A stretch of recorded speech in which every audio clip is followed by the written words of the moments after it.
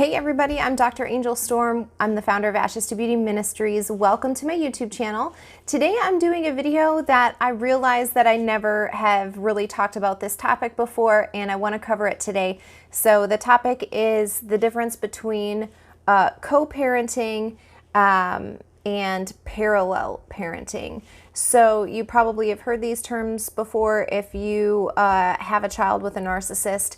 And it's really important that you understand the foundations of them before you start saying, I'm going to co-parent or I'm going to parallel parent with a narcissist. So for starters, co-parenting is where communication is encouraged among the parents. They're able to come to a decision about the child or children easily amongst themselves. They don't need the court to really intervene that much. And the parents are both able to set aside their own wants, their own desires, and think about the children and what's best for them in the moment. So this is a very flexible plan. Again, there doesn't need to be a third-party mediator, whether that's the court or a parenting coordinator or guardian ad litem. There doesn't need to be that third party there. The parents can just discuss amongst themselves, and transfers between parents are done very easily. This doesn't need to happen in like a safe location such as a police station or anything like that. So that's co-parenting. So you might want to have a co-parenting relationship, but remember that it always, your decision isn't the only one that is taken into effect in this kind of situation. So the narcissist is always going to have a play in not only this decision to co-parent or parallel parent, but also remember that the child or children that are involved in this situation will suffer if you do not choose correctly or if these are not done and implemented correctly. So parallel parenting is where the opposite is true. So interactions between the parents are minimal. Each parent is responsible for their relationship with the child or children on their own, so there is no such thing as the parents encouraging or fostering a relationship with the other parent, which you might see in co-parenting. Parallel parenting also sticks very rigidly to the guidelines. Usually these are court orders. They can be things that you have agreed to during mediation, but nonetheless, the court facilitated that mediation to come about in the first place.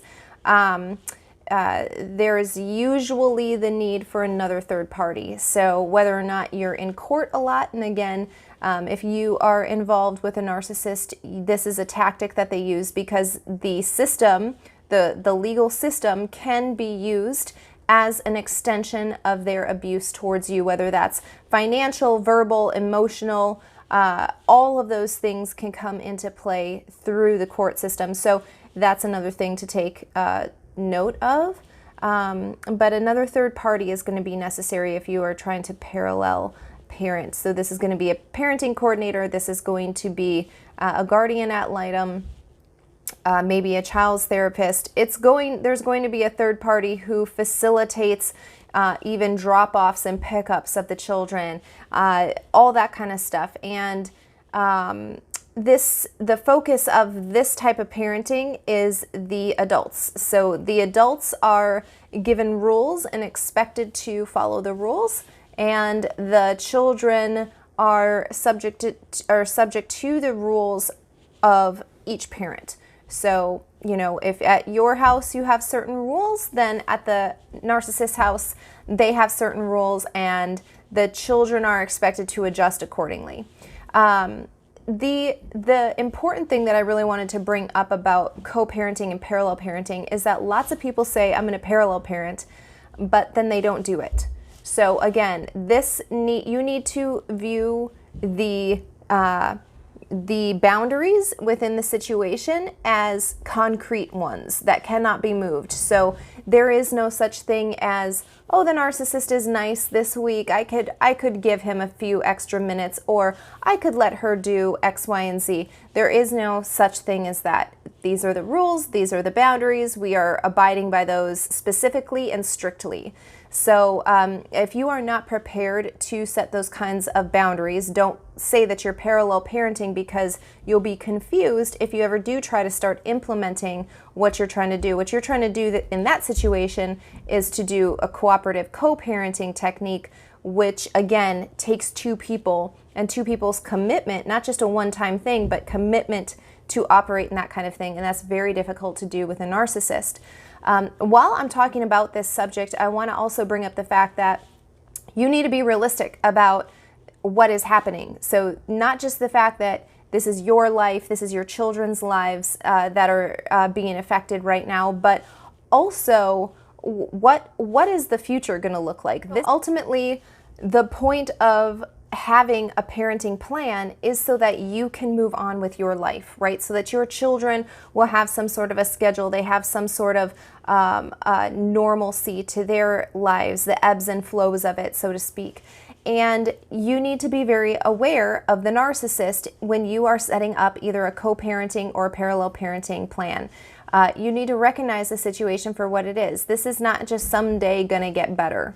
So the things that you agree to in the parenting plan, you need to be comfortable with those things. You need to recognize that this could go on for 18 years or however long until your children are out of the house. That will be the standard, that will be the structure that you're going to have to follow in terms of how you're raising your children, where you're raising your children, who's making decisions for your kids, all of that kind of stuff.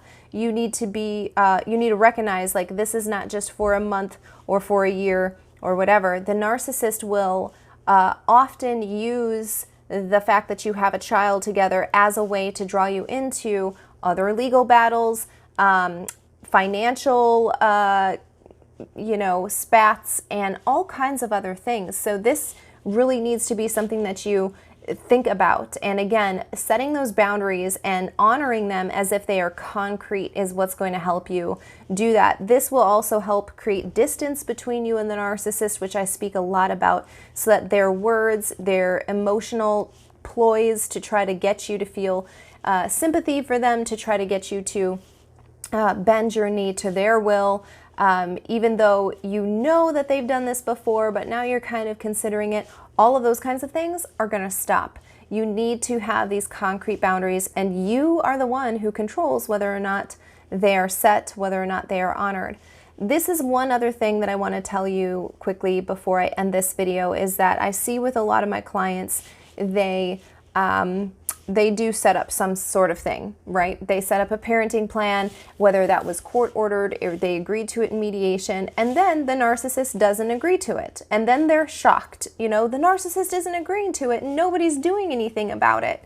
You're responsible for that. You are responsible for ensuring that the parenting plan, whether it's, again, court ordered or if it was done in mediation, is implemented and followed. So if the narcissist is not doing that, guess what? That puts the ball in your court. You are the one who needs to file a motion or do whatever it is that you need to do in order to get that aspect of the parenting plan enforced and cleared up. And you also don't want to let it go, because this is going to be a pattern of behavior. Again, those boundaries need to be concrete. So you need to practice making your predetermined choices. If the narcissist does this or does not do this, this is automatically going to be my reaction. I don't need to think about it. I am just going to do that, because these boundaries are going to be immovable. And that's the way that you need to go into this situation with that type of mindset. Again, having predetermined choices. I have 2 different bundles that talk to you about the importance of predetermined choices and how to exactly make them. So you think about these things. There's resources out there to help you. Stop saying things over yourself like, this is just too much, I can't do it. That kind of stuff is not going to help you. It's not going to serve you. And it's ultimately not true. You can thrive even in the midst of this. You need to figure out what that is going to look like for you and your specific situation. Maybe this means that you're going to have to take some courses so that you know how to file motions on your own. Maybe this means that you start going to the free legal clinics that are in your area. Whatever it would be, there's a million different resources. If you look for the excuses, you're going to find them. And if you look for the solutions, you're going to find them. So again, this is all up to you, but the most important thing is having a clear understanding of what you're going into. So you see the picture for what it is, not what you want it to be. You have your boundaries, which are, again, set like concrete. You have already made a predetermined choice about what happens when the narcissist breaches one of those, because this is not a matter of if, it's a matter of when. So what is going to be your response to that?